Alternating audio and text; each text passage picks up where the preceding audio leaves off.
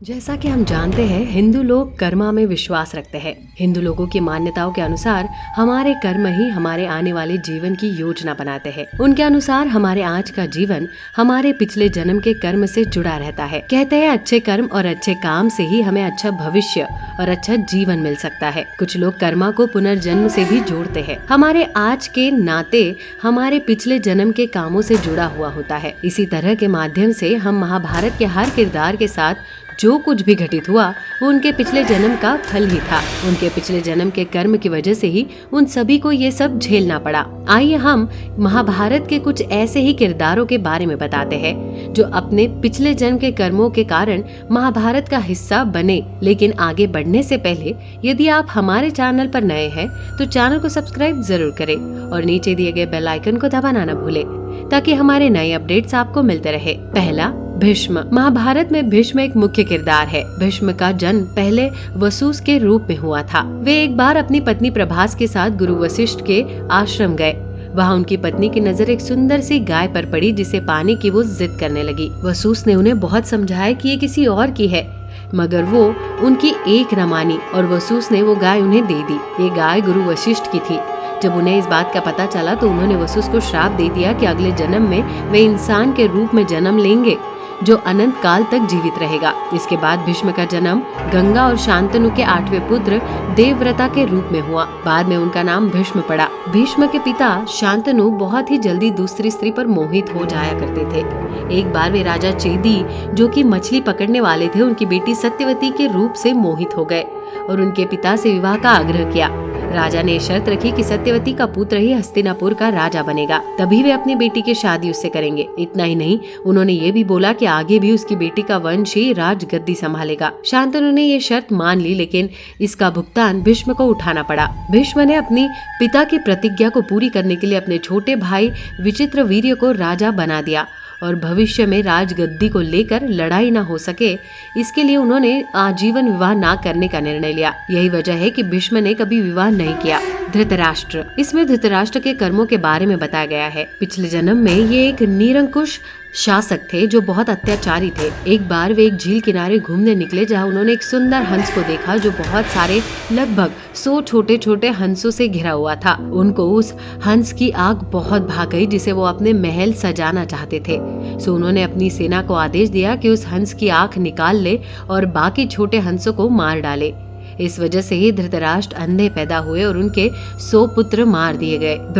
द्रौपदी पिछले जन्म में गुरु मौद्गल्या की पत्नी थी जिसका नाम इंद्रसेन था। कम उम्र में ही उनके पति का निधन हो गया और अपनी इच्छा पूर्ति के लिए इंद्रसेन ने शिव की कड़ी तपस्या की।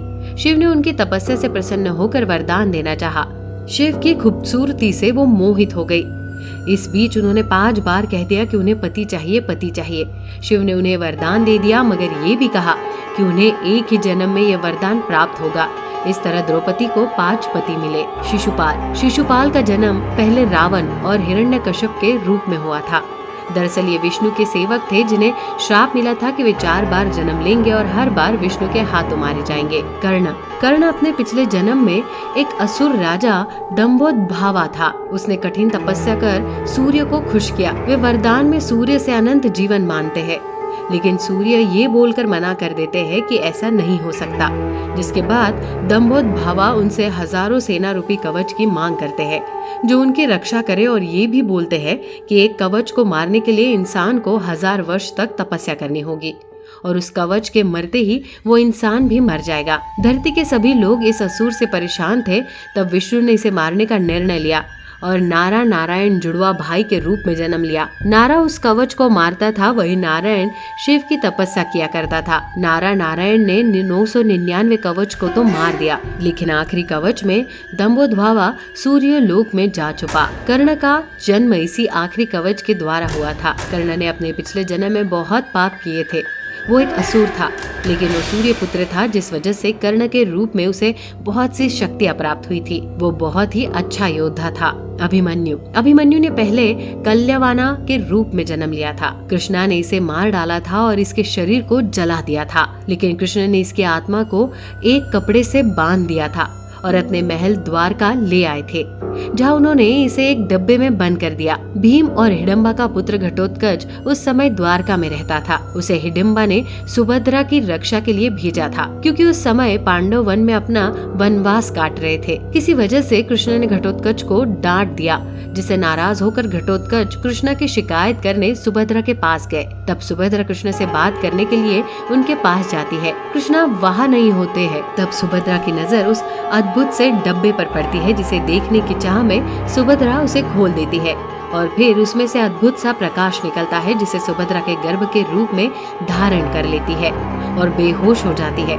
यही कल्यावना का जन्म फिर अभिमन्यु के रूप में होता है। यही कारण है कि कृष्ण ने चक्रव्यूह का आधा रहस्य ही सुभद्रा को सुनाया था। जब अभिमन्यु उनके गर्भ में था, अभिमन्यु चक्रव्यूह में घुसने का रास्ता तो जानता था, किंतु बाहर निकलने का रास्ता उन्हें ज्ञात नहीं था। ये भी कहा जाता है कि अभिमन्यु को चंद्रदेव ने भेजा था, जो सिर्फ 16 वर्ष तक पृथ्वी में रह सकता था। कृष्ण और अर्जुन ये बात जानते थे कि अभिमन्यु को चक्रव्यूह में सिर्फ घुसने का रास्ता पता है, वो बाहर नहीं निकल सकता। फिर भी उन्होंने उसे नहीं रोका, क्योंकि वो जानते थे कि उसकी जीवन सिर्फ 16 वर्ष की है, जो अब खत्म होने वाली है। यही वजह थी कि अभिमन्यु 16 वर्ष की आयु में महाभारत के युद्ध के दौरान कर्ण के हाथों मारे जाते हैं। कर्ण को अभिमन्यु से युद्ध करते समय ये पता होता है कि वो उसके भाई का पुत्र है। कुंती एक दिन पहले ही उसे बताती है कि वो उसका बड़ा पुत्र और पांडवों का भाई है, किंतु तब भी कर्ण अभिमन्यु को मार देता है, क्योंकि वो अर्जुन से अपने अपमान का बदला लेना चाहता था। एकलव्य कृष्ण के चचेरे भाई थे। वो देवश्रवा के पुत्र थे। देवश्रवा वासुदेव के भाई थे। देवश्रवा जंगल में खो जाते हैं, जिसे हिरण्यधानु ढूंढते हैं, इसलिए एकलव्य हिरण्यधानु के पुत्र कहलाते हैं। एकलव्य धनुर्विद्या सीखने गुरु द्रोणा के पास जाते हैं। द्रोणा को जब पता चलता है कि एकलव्य नीची जाति का है, तो वो उसे अपने आश्रम से बाहर निकाल देते हैं और धनुर्विद्या सिखाने से मना कर देते हैं। इसके बाद एकलव्य द्रोण की मूर्ति बनाकर उसके सामने धनुर्विद्या का ज्ञान प्राप्त करते हैं। कहते हैं एकलव्य अर्जुन से भी महान धनुर्वादी था। जब ये बात द्रोण को पता चली, तो उन्होंने एकलव्य से अपनी गुरु दक्षिणा मांगी। द्रोण ने एकलव्य से उसके दाएं हाथ का अंगूठा मांगा, जिससे वो कभी धनुष ना चला सके। एकलव्य ने एक अच्छे शिष्य होने के नाते उन्हें अपना अंगूठा दे दिया। एकलव्य की मौत कृष्ण के द्वार रुक्मिणी स्वयंवर के दौरान हुई थी। वे अपने पिता की रक्षा करते हुए मारे गए।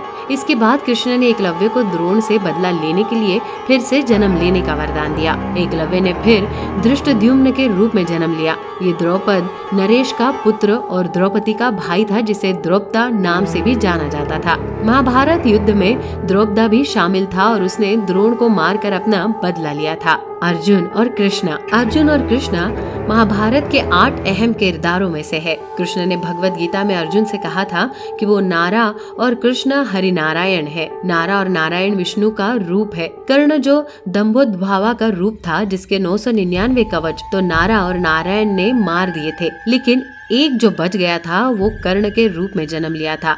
उसे मारने के लिए नारा और नारायण अर्जुन और कृष्ण के रूप में आते हैं। यही वजह है कि अर्जुन और कृष्ण के बीच गहरी दोस्ती रहती है। दोनों के बीच अनूठा ही रिश्ता होता है। नारा के रूप में अर्जुन ही फिर कर्ण का वध करता है। तो दर्शकों, कैसी लगी आपको हमारी ये पूरी कथा?